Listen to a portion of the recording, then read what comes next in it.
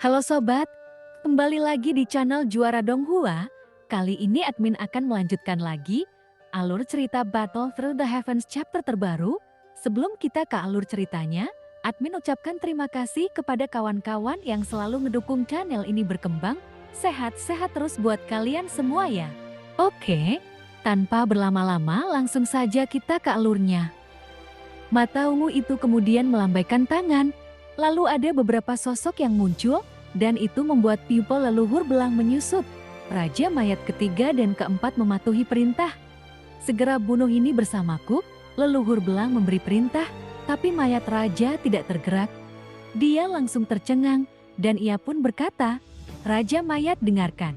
Namun ia masih tidak bergerak, dan hal ini lambat laun membuat leluhur belang merasa heran. Dia tidak percaya dalam waktu sesingkat itu. Dia telah kehilangan kendali atas mayat raja. Apakah mungkin karena teknik pemurnian boneka iblis ini masih agak kasar? Namun masih ada beberapa bibit yang bagus. Leluhur berkata, "Tarik rambut ungumu dari matamu." Sajak warna ungu berbinar di mata. Terlihat sosok ini adalah Yitian. Dan alasan mengapa leluhur belang tidak bisa lagi mengendalikan mayat raja. Karena boneka dewa telah dikendalikan oleh Yitian. Ia berkata, "Kembalikan boneka dewaku." Leluhur belang tiba-tiba terlihat garang. Dengan tampilan kepala 8 dan kelopaknya yang tajam, itu meraung ke arah langit malam. Ini adalah metode serangan yang aneh dan cukup menarik. Kelihatannya Anda juga bibit yang bagus. Pergilah dan tinggalkan saja tubuhnya. Yetian memberi perintah, lalu Raja Mayat di sebelahnya bergerak, dan itu langsung menuju ke leluhur belang dan mengambil sebuah tindakan. Kemudian tubuh Sioyan berubah menjadi tubuh biasa, dan leluhur belang mungkin tidak bisa memikirkan hal itu sampai kematiannya. Pada akhirnya, ia mati di tangan boneka dewa yang mereka buat sendiri. Dan saat ini, sekte boneka Shen dengan cepat dikalahkan. Para murid pun sudah mati. Tetapi faktanya, kekuatan sekte boneka Shen tidak lemah di dunia kuno keabadian dan iblis. Namun kali ini, bahkan jika sekte boneka Shen tidak dihancurkan, kekuatannya juga akan rusak parah. Sioyan juga salah satu orang yang menyebabkan runtuhnya sekte boneka Shen. Dan kali ini, Sioyan juga dimasukkan dalam perhitungan. Ternyata selama ini sekte boneka Shen digunakan sebagai umpan. Dan semua ini demi menghadirkan Goyan. Dan pada akhirnya hal itu menyebabkan tragedi seperti itu. Saat ini Sioyan kemudian menatap langit yang penuh nyamuk. Ketika jumlah murid sekte boneka Shen berkurang, dan setelah mengetahui pencarian nyamuk setan tidak membuahkan hasil, mereka pun menjadi marah. Mereka juga secara bertahap mulai surut. Namun nyamuk setan ini tidak dibunuh sembarangan. Jika sosok-sosok yang tertusuk paku sepanjang beberapa kaki itu tidak melarikan diri segera, mungkin saja mereka akan terkuras daging dan darahnya. Tapi mereka sangat pintar, mereka memilih yang lemah untuk diserang. Meskipun nyamuk setan ini belum menemukan obat mujarab, tapi mereka sudah makan lengkap di sekte boneka Shen. Tepat saat Sioyan berhenti untuk menonton, Yitian juga langsung berkata, "Nyamuk setan ini memakan segala jenis daging dan darah. Mereka mungkin mengandung berbagai sari darah langka. Tapi itu adalah produk terbaik untuk memurnikan boneka iblis." Yitian berkata dengan serius, lalu dia memandang Sioyan sambil berpikir, tangkap mereka sendiri? Atau mungkinkah iblis terkuat masih perlu bergantung pada orang lain? Sioyan secara alami mengerti apa yang dimaksud Yitian. Begitu banyak jumlah nyamuk setan ini, ukurannya ada yang kecil beberapa puluh kaki, dan ada yang besar 100 kaki. Jika itu menimbulkan kemarahan publik, bahkan jika Sioyan memiliki tubuh dewa asli, dia tidak ingin memprovokasi mereka.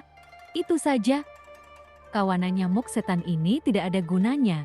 Saat pasukan boneka iblisku benar-benar siap, menghapusnya hanya dengan menjentikan jari saja. Kamu tidak akan mengerti, meskipun aku memberitahumu. Iblis sudah pergi. Tapi akan ada hal seperti ini lain kali. Ingatlah untuk memberitahu saya lagi, dan saat ini Yetian sepertinya sangat puas. Leluhur belang itu tidak bisa menahan dan melawan, dan akhirnya dikalahkan. Saat ini tidak diketahui, apakah dia sudah mati atau belum? Bagaimanapun, dia dilemparkan ke dalam celahnya oleh Yitian. Sebelum Yitian pergi, Xian berkata, Berikan aku semua cincin kawin dari orang yang baru saja kamu terima. Ye Tian sedikit tidak sabar, lalu dengan lambaian tangan, retakan muncul, kemudian Ye Tian masuk ke dalam celah. Setelah beberapa saat, dia mengangkat beberapa cincin Na, lalu dilemparkan ke Xiaoyan. Sangat merepotkan, jangan sampai hilang. Setelah selesai berbicara, Ye Tian juga mengabaikan Xiaoyan. Ia melakukan sebuah gerakan, lalu bangun dan terbang ke udara. Terlihat sosoknya saat dia melewati gerombolan nyamuk, ternyata dia membunuh beberapa nyamuk iblis dengan mudah, dan segera dia menghilang. Setelah Ye Tian pergi, sosok Xiaoyan datang ke altar, dan melihat, ternyata peti mati yang menyegel klon Zukai masih ada. Untuk sementara, Xiaoyan tidak tahu apakah harus membukanya atau menyimpannya di peti mati. Setelah berpikir sebentar, Xiaoyan pun tidak membukanya, namun kekuatan jiwa langsung merasuk ke dalamnya. Xiaoyan pun bisa merasakan aura kekerasan datang darinya. Mungkin dengan begitu dapat membuat kekuatan klon Zukai bertambah lebih cepat. Namun Xiaoyan ternyata tidak pandai memurnikan boneka. Tapi sekarang sekte boneka Shen telah melakukan segalanya. Dan yang perlu Anda lakukan hanyalah menemukan cara untuk memperbaikinya. Saat ini, Xiaoyan membalikkan telapak tangannya, dan dia mengeluarkan cincin Na yang diambil Ye Tian dari leluhur belang. Secara logika, metode penyempurnaan boneka dewa itu harusnya ada di antara mereka. Lalu setelah Xiaoyan mencarinya, ia menemukan beberapa selip batu giok, di antaranya adalah metode pemurnian boneka dewa. Tapi ada ratusan batu giok yang diletakkan di depannya, dan terlihat ada banyak metode. Tapi Xiaoyan tidak tahu, begitu banyak metode pemurnian, dan mana yang cocok untuk klon Zukai. Jika mencari satu persatu terlalu lambat, JT hanya membubarkan kekuatan jiwanya, lebih baik pergi langsung ke seseorang dari sekte boneka dewa untuk bertanya atau mencari jiwa secara langsung. Xiaoyan berada di atmosfer di sekelilingnya dan menemukan nafas yang familiar itu. Ternyata Yan Yuan lah yang tidak bisa lepas dari tempat ini. Yan Yuan tanpa boneka dewa, jika hanya kekuatan pribadinya itu mungkin kurang dan terlalu sulit untuk keluar dari sini. Saya hanya bisa berharap semoga saya mendapat keberuntungan yang lebih baik. Sungguh sial, benar saja, dia tidak akan membiarkanku pergi. Keluar, Xiaoyan langsung berteriak keras. Yan Yuan tahu dia tidak bisa melarikan diri, dan akan lebih baik jika dia mendatangi Xiaoyan dengan lebih tegas. Dengan senyuman tersanjung di wajahnya, dia menangkupkan tinjunya dan mengangkat tangannya ke arah Xiaoyan. Apakah Anda memiliki metode pemurnian terbaik dari sekte boneka Shen? Xiaoyan pun tidak banyak omong kosong dan menanyakan itu langsung. Tentu saja ada, para junior akan melakukan yang terbaik untuk memenuhi kebutuhan para senior. Tujuanku hanya ingin menyelamatkan nyawa junior ini. Yan Yuan menunjukkan senyuman pahit, lalu matanya memancarkan keinginan kuat untuk bertahan hidup, karena memang Xiaoyan terlalu kuat. Awalnya, dia mengira Xiaoyan sendirian sebelumnya. Tapi setelah melihat langit malam, kita bisa mengerti Xiaoyan jauh lebih kuat dari yang dia bayangkan. Mereka sama sekali bukan makhluk yang terprovokasi oleh sekte boneka dewa mereka. Senior, tolong ikut aku. Setelah Yan Yuan selesai berbicara, ia hanya mengatakan itu. Kemudian Xiaoyan sedikit mengernyit, tapi tetap mengikuti Yan Yuan. Kemudian itu menyapu menuju kedalaman sepanjang lubang hitam di rongga mata. Dalam kehampaan ini, yang menarik perhatian Xiaoyan adalah peti mati yang tak terhitung jumlahnya yang terhubung seperti jaring laba-laba.